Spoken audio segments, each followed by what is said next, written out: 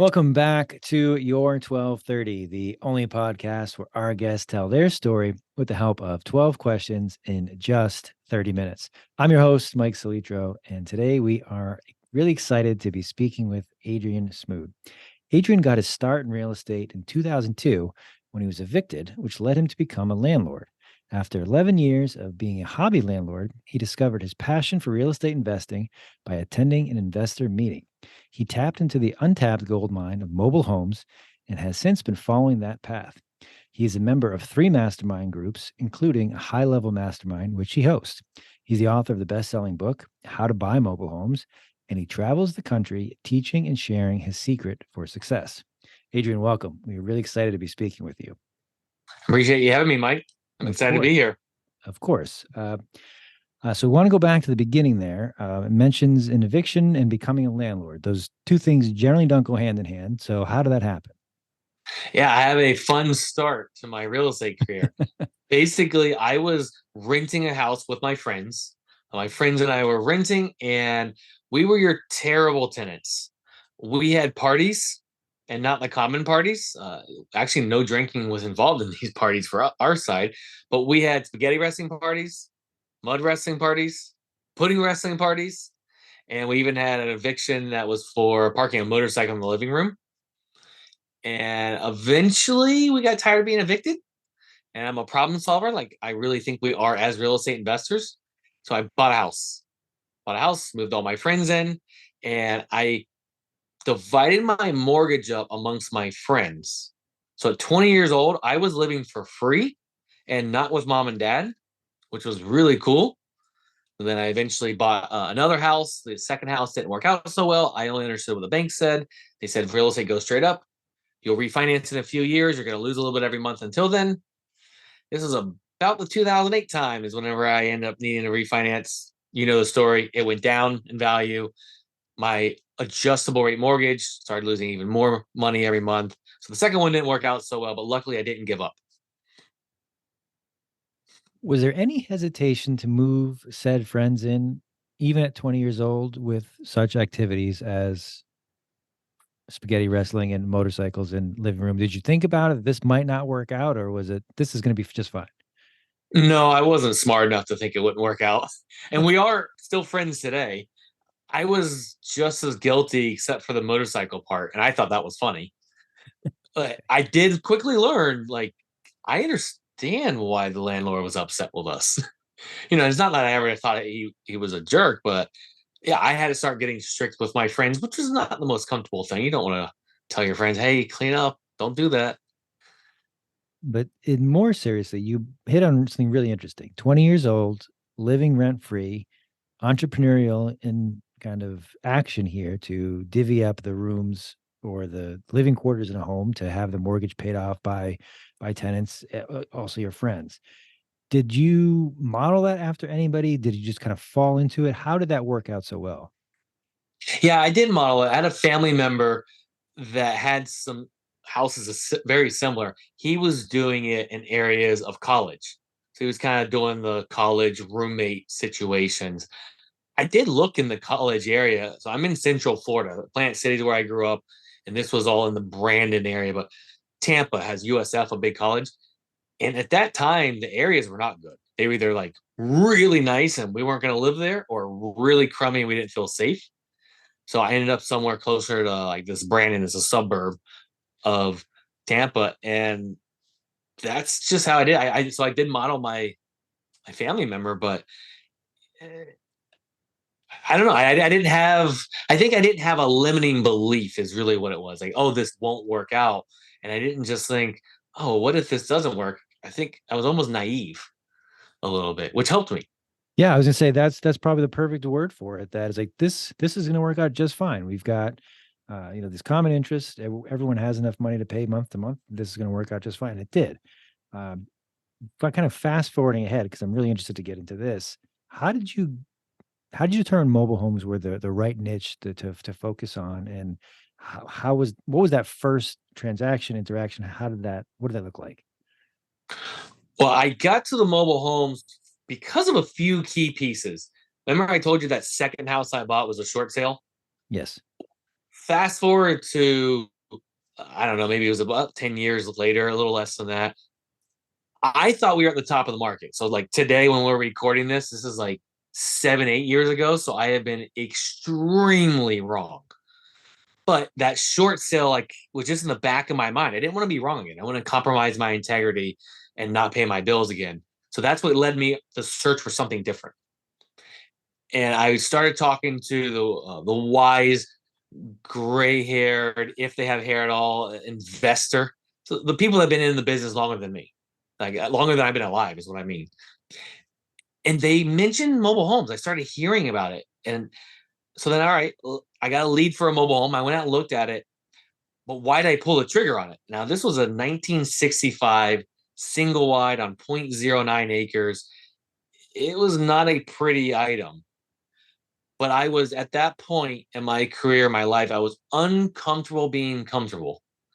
I lived in a nice house. I had a decent job, but I just wanted more. I couldn't have put in words at that point. But now I know I want freedom of time and freedom to be where I want, with who I want, whenever I want, and the ability to travel and help more people. And that's why I took the risk. I bought it with the last of my cash. My plan that I did not tell my wife was we were either going to make it or I was going to get this splat moment of all these successful people I'd studied had this like splat. They had this big bad story. I was like, I don't have one of those. So either I'm going to accelerate that or we're going to do good. And we did good. Okay. I wrote down a few things because I want to follow up on a couple of interesting things you said. The first, I want to point out that we both kind of chuckled with thinking 7, 8 years ago was the top of the market. Ha ha ha. Look at it in retrospect. While we can kind of look back and laugh, that's really insightful because today, anybody who tells you for certain this is true as top of the market, good time to buy, good time to sell, this is this kind of market, it's at best a best guess, if not just who knows. So looking back, it's easy to say, yeah, what a mistake that was. But in the moment, that's one of those things that, if not impossible, pretty close. Uh, I also put down here uncomfortable with being comfortable. Would you say that was a fair, going back to in the moment? Would you say that was a fair assessment in the moment, or again looking back that you need to change for the sake of change? No, I understood then that I wasn't taking action because I was comfortable. I did understand that. So I did something. I think it's only this time of my life I focused on negative, and because I've been pretty positive and I do a lot of positive mental work, but I focused on like, all right, if I don't do anything, what does life look like 3 years, 5 years, 10 years from now? I don't remember where I got that strategy from, but that's what built up some of this like I unhappy, the uncomfortable being comfortable, like just almost resentment of the future, what it could be. And that's what made me uncomfortable enough to take action because I wasn't taking enough action, is really what was going on. Okay, I like that answer. And getting back to the specifics of the mobile home deal, was there a tenant involved? Was the idea to resell? What was the plan there? It was to buy it and rent it or possibly sell it on owner financing. Those are like the two big strategies with those older ones. And the problems that were solved is the broker that ended up bringing it to me, he didn't want any commission on that, the real estate agent. He needed that gone so that they could buy their new property that he was getting a good commission on. Uh, so they were moving out of it, and we bought it, put a little bit of money, made some mistakes for sure because I didn't have any good training on it. And then I eventually put a tenant in there. I said it was about 16,000 what we purchased it for. Let's just round up and say we have 20 in it between some mistakes and everything. I put a tenant in there for 475 a month. And those numbers, yeah, you don't need a calculator to figure out. Today, it's rented, I think, at 720 a month. And we haven't put a ton of money into it. So it's making good money. That's what got me addicted to them. So I'll talk with investors fairly regularly here. Real estate is my background as well. So we'll talk different geographies, property types, asset classes. I find that investors who are drawn to mobile homes or have that as part of their portfolio, they do so because of the diversification piece to kind of mix what they have. But as you hit on that, to take a step back, people, you generally think of investing as this sexy, lucrative thing. Mobile homes is a great way to have not only diversification piece, but to have that, as you described the figures, the money that's coming in that certainly is going to amortize and pay for your investment, even if it isn't that sexy investment. Looking at the photo behind you, so you've written the book on this. How, besides the money, how do you convince aspiring investors or others to either diversify into this area and or something to start looking at? Well, you're right. The item itself, the mobile home, especially the one behind me, doesn't look that sexy, but my bank account does. And you can either have a good Instagram, that live that fake book term life, or you can actually live a great life. Bingo. Now, I love the cash flow. That's what we're focused on. Some of my friends say we're greedy capitalists as investors, but there's people in that niche that need help. The sellers of it don't have as many investors going there and helping them. But what else is in it for us? Well, I believe they're recession resistant. Most mobile homes are in the affordable housing space, the workforce housing space. So when we have a recession, if we're in it, like you said, we can't time that or predict it. Eventually, we're right. If it's now, if it's 7 years again from now, people move down rent levels because that's what happens when you lose jobs. And in the affordable housing space is where most mobile homes are. I'm not going to repeat that cycle of not being able to pay my bills. It's one of the reasons right now I'm very heavy in the affordable housing space with the mobile homes because I want the very best person to move in and pay their rent on time so I can pay my bills on time and still continue living my life. So I'm going to go back to where you started there, saying that your bank account looks good. That's the important thing. And that is, when you're talking investment, that's the main scorekeeper, not the Instagram account and followers. Then I want to go to the end there when you mentioned affordable housing and then having the best quality tenant. Going back to talking about living in certain areas of Tampa, you classified areas as crummy and not wanting to live there.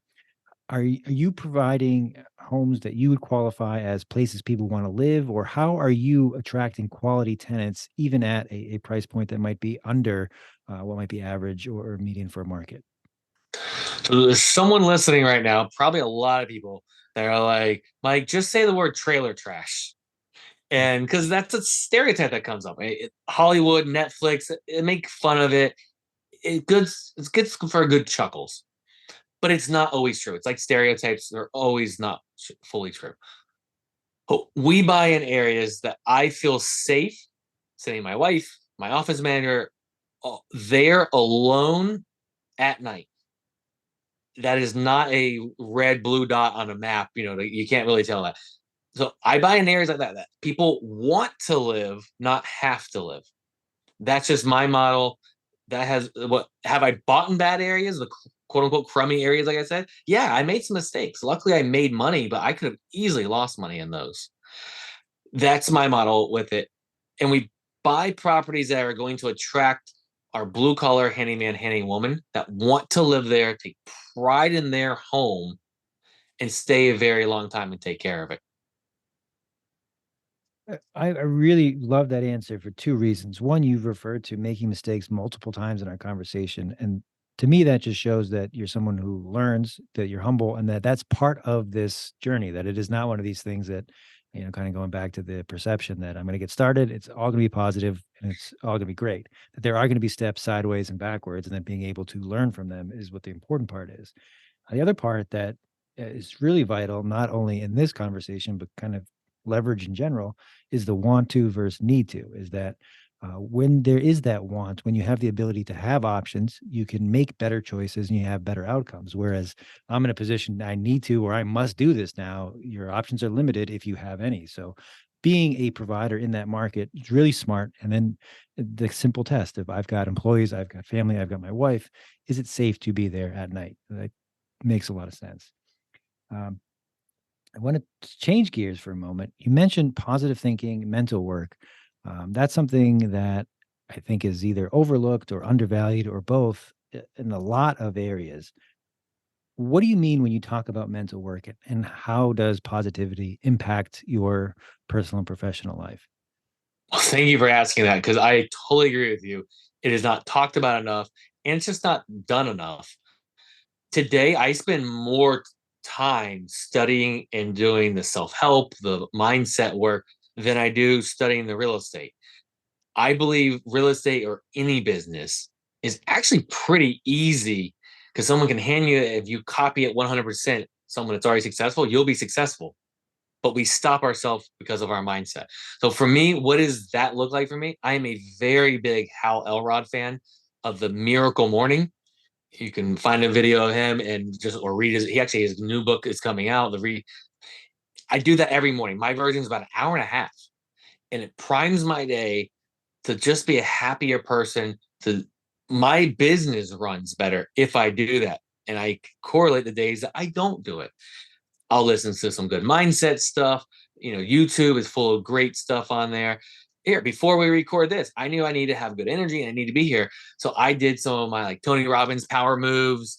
Sometimes I'll do push-ups, I'll do some sit-ups. I get the blood flowing. I'm very big in incantations. I read positive books. I'm around positive people.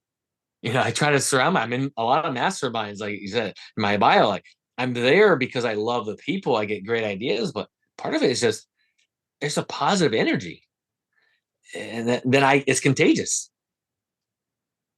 I knew when we first spoke that I was like, I like this guy, and there's a lot I want to talk to him about. But I mean, this really centers it for me. For a while, and probably too long, I was under the impressions like, I'm a smart guy, I'm active. Why do I need to focus on any of this stuff? And once you kind of get involved, it just opens your, and as you said, it's more important than the nuts and bolts of what you're doing most of the time, because it's how you do it, and it's surrounding yourself with other positive people who push you to be better and to look at things, not just saying ignoring things that aren't working or going back to mistakes. Like there are bad things, they're negative, but not dwelling on them and moving forward positively. Just the last thing I'll add in here during my rambling speech. Hello, Rod. It's a hell of a story. If you're listening to this, and you're like, I don't want to listen about real estate, go pick up any of his books, go watch his YouTube videos about what he's been through and his story. It's incredible. And I saw Tony Robbins for the first time last year, and it was one of those things like, I don't get why people are so excited about this. You see the screaming crowds, and then you leave there, and it legitimately is like walking out of a rock concert. It's 4 hours of just nonstop, and it's exciting. It's like, that was amazing, and it's almost nonsensical as you talk about it, but it was incredible. And I'm with you 100% on that. We can always work on these things. An hour and a half in the morning sounds like a lot, but I'm sure it has paid incredible dividends for you in so many different areas of your life. Yeah, I couldn't agree more. I can talk about this actually longer than real estate because I'm so passionate. It's There's no reason to have a ton of real estate and money if you're really not happy inside.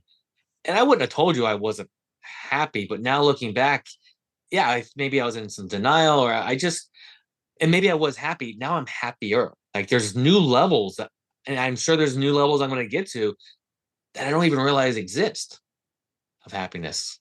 I mean, the happiness piece, and the other thing that I think that it's really helped with people that I kind of spoken with is that you identify things that make you happy, and I do more of those things, or you're drawn to the things that bring value to you and those around you. And it kind of just multiplies where you talk about being part of a mastermind group, that you're surrounding yourself with people who want to see others do better and kind of lift each other up. So I love it. As you said, I could easily talk about this for quite some time. Uh, but kind of getting back to the real estate piece, um, writing a book, that's a big deal, a best-selling book. How did you get to the point where limiting beliefs or kind of having that self to say, nope, I know enough, I'm going to put it in this book and it's going to help other people out there? How did you convince yourself, or what was that like to put that pen to paper? Great question. No one's ever asked me that question. Oh, I do like to do things that people don't think I would do, or I think I would never do. Oh, I was in remedial classes all through school, and mainly for the English side. I still don't spell well or have good grammar. So writing a book was like the craziest thing. Like, nope, that can't. I read so few books, and the few I read were goosebump books. So writing a book was crazy. But I like, all right, it's on this crazy list of things to do. And going back to Hal Elrod, he had a ad on there for someone about a coaching group for it, and it hit me the right way, the right time, and I signed up for it because I already believed in coaching because I understood, it just accelerates the progress you're already gonna have. And I listened to them through it, and they coached me through writing it. I found I actually really love writing, so now I just write. I have a blog for that reason. It's almost therapeutic, and part of it is I learned I don't have to know how to spell. The computer will fix that. I don't have to know how to have grammar. I can, if I want, pay someone. Or now that we have Chat GBT, as I'm slowly learning, it can fix my grammar for me and my spelling for me. So I just get to do the part I love of it. And I wrote it for education. As I said, I didn't have education on mobile homes when I started. Like, all right, I want to help people out. And if I write this in a give way, it'll do well. And it has. And then that I think is the big thing, that if it, especially in book form, in coaching, in any type of, I'm trying to help another group, that if there's any let's say, if there's any ill will or there's any kind of take in it, it's very transparent, and it never kind of usually will not work out well. But if you truly are giving away, here's what I know, here it is, the response is going to be, so much more positive, and it's going to be, man, if he's giving this away, what kind of stuff is it going to be if, we work together, if there's a coaching program, or if there's another avenue, if there's the mastermind type thing. I really want to get involved, because that accelerant, as you referenced, that it takes a set amount of time to get to where you want to go. It's a little different for everyone, but having somebody who's been there, modeling it and helping you get there, it only will get it more quickly. So I love that. Yeah, really well said, man. Thank you. Uh, Kind of looking up, we are nearing time somehow already, but talked a lot about real estate. We've talked about the ability to spend time each day to have a positive mental focus. Do you have, outside of the morning routine, do you have a typical work day, or what does a normal day look like for you?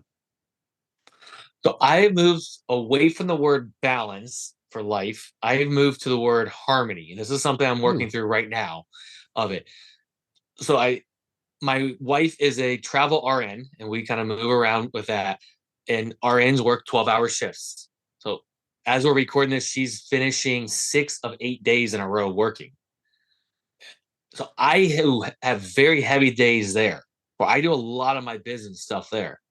The next 3 days, I will do very little business.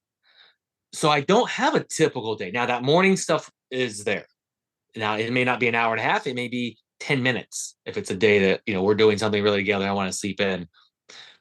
And I'll do here and there some business stuff. But I really set my business up to serve my life. And that took years, not the other way around where I'm just serving only the business. So that's where I'm at with it today. I used to have a very rigid schedule, and that helped me get where I am today. But I learned that that's not healthy for all my relationships to be super rigid. I'm always up at 4:30 in the morning. So I'm still playing with this now. I'm still learning, the best way. I don't know what it'll be in a few months, but right now it's that harmony of uh, I don't fully like the work hard, play hard because it sounds like work is really hard. I love what I do, and I've built it to into that where I'm doing what I absolutely love. And then that's the interesting distinction there, that it's okay to work hard, but if it feels like hard work, then perhaps it can be tweaked in a way that, if I truly like what I do, and it sounds corny, but it doesn't, I don't mind, being up early or doing this on a Saturday, or where it's like, this is something I want to do. This is something that has purpose for me. And I wrote down a few things.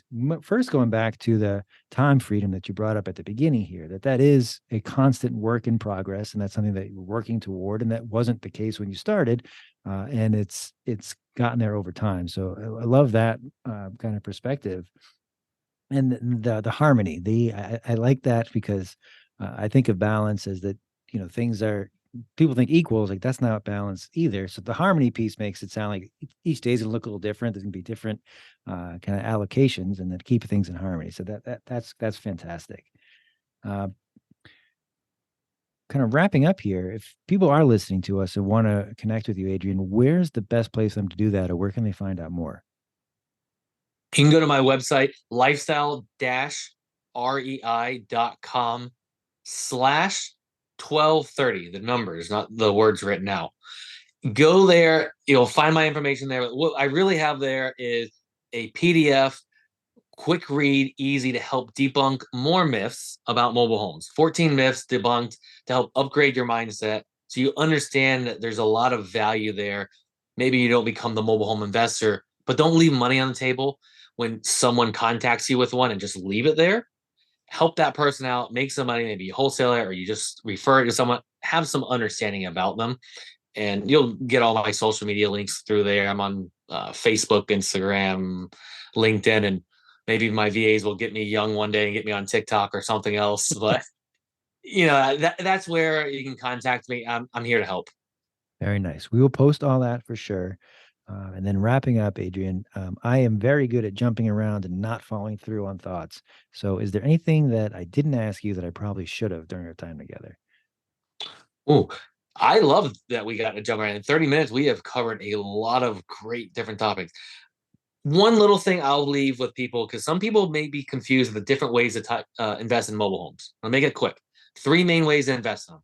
You can own just the home, where there's rented lot rent, basically. So you own only aluminum box. You can own the mobile home park, where you own all the homes and the dirt, or you own just the dirt and people pay you lot rent every month.